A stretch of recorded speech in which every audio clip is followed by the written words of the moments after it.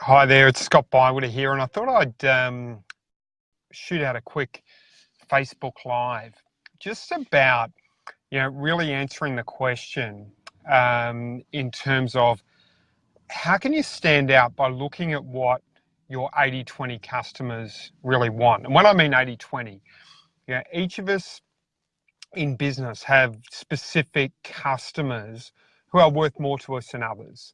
We'll have a small number of customers who have a much higher value as such.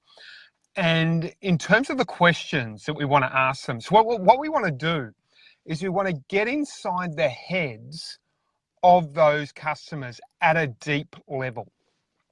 So at a deep level, and then if we can get inside the heads of those customers that really matter, that's what's really key. Hey, Craig, how are you? I hope you're enjoying the Christmas and New Year festivities. But if we can get inside the heads, that's key. So what we do is we ask three questions, and here they are. So question number one is, what are the biggest gripes within your industry or within my industry?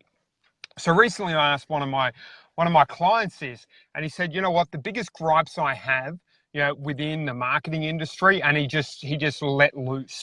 He said, they're all full of BS and they've got this problem and they're all trying to sell me and I ignore them. And I could see this massive lack of trust within the industry. And that gave me so many distinctions just hearing that on how to therefore promote myself within the industry. So that's a really good question. So ask, what are the biggest gripes within my industry, within your particular industry that they have with you? So that's the first question. So question number two, hey Carlo, how are you? So question number two is, after we've asked what are the biggest gripes in our industry, the next question we ask is, what can I do for you to make your life, easier, more profitable, more effective, etc., etc. So then we're asking the question, what can I do for you, to make your life, to make your business easier, to make your life easier? And what we're finding out is what's really important to our customers, not our customers, but and this is a really important distinction, not our customers, but our most profitable customers. Because what we want is, let's say your business turns over $1 million a year, hypothetically. Well, odds are, if you've got 100 customers, there's probably 20 of those customers that are bringing in $800,000 of that $1 million a year, and there's probably 4 of those customers who are bringing in about 660,000 or 650,000.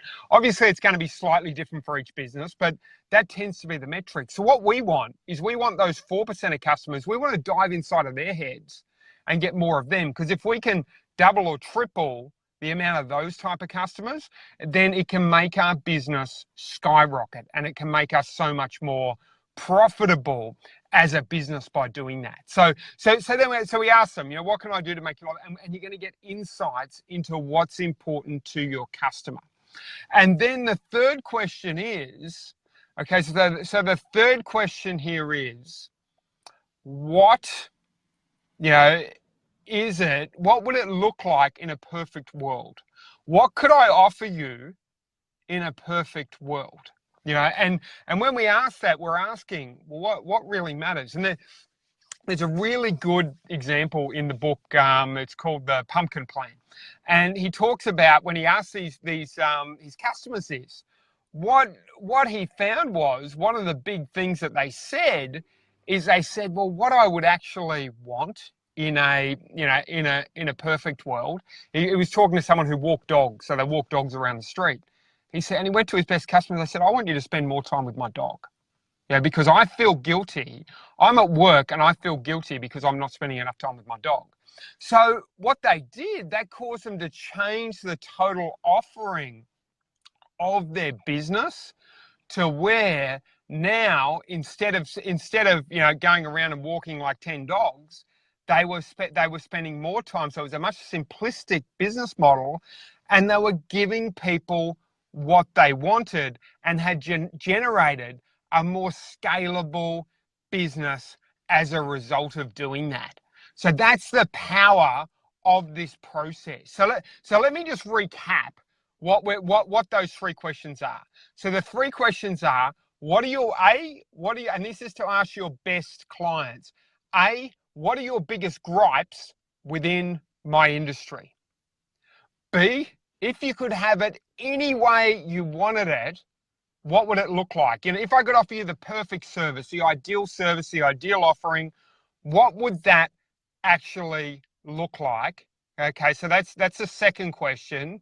And C, what can I do for you right now? And it depends on your business, but to make your business, more profitable, to make your life easier, to help you, to help you lose weight, whatever industry you're actually in, we ask, what can I do for you? What can I offer you right now?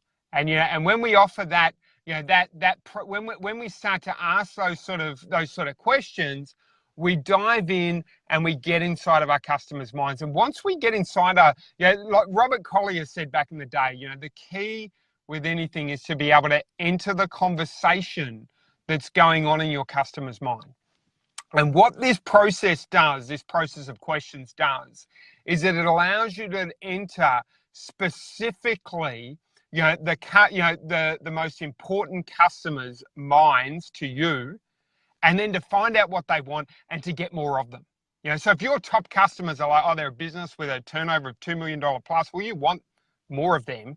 You want to know what their frustrations are. So not only can you serve them better, which is a huge bonus, but second, as well as being able to serve them better, hey, Peter, how are you? As well as being able to serve them better, what you're also going to be able to do is you're going to be able to attract more people like them. And that's really key. So it's going to achieve two basic objectives. So I'd love to get your thoughts on this Facebook Live.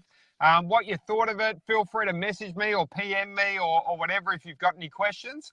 And then I can address them on a future Facebook Live. Looking to do a number of these, coming into the new year. Thanks for tuning in, and bye for now.